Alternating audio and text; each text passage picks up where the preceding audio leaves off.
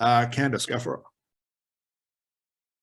Yeah, so question, a lot of my clients do have highly stressed jobs. So like something that is helpful for them is putting on a meditation or something just to take them out because they don't know how to relax any other way. So I know you say don't do audios, but I have found giving them audios just for the relaxation piece has been helpful. Yeah. So I don't know what your thoughts are on that.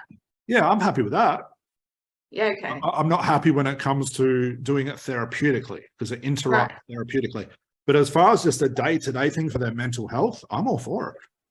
Okay, cool. If them eating a liter of ice cream is good for their mental health, but not good for their diabetes, go for it. Go with mental health. I'm happy.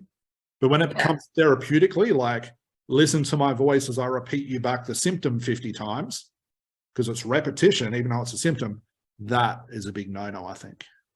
Yeah, and I've been saying wait till the processing is done, and like we have, you know, like I don't give it to them until I like feel like they've done their processing and they let me know. Yep.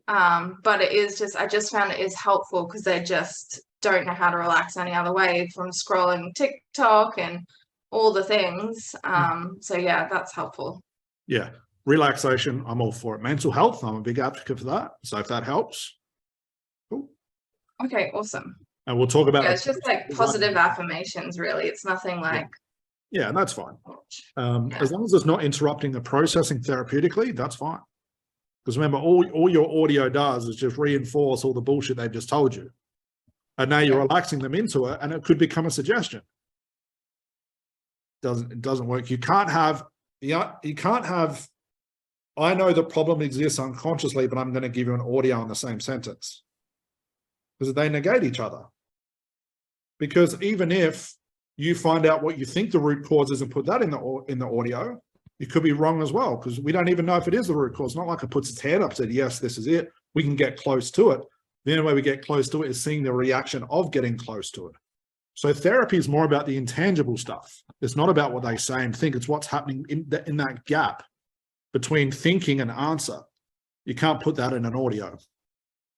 Okay, that makes sense. Yeah, I like that. That's helpful because I was like, oh, I shouldn't give them an audio, but then I was like, I'll just ask Scott what he thinks about it. It's been helping them just relax, so it's been that's good. all that matters. If it helps them, don't worry about what I say.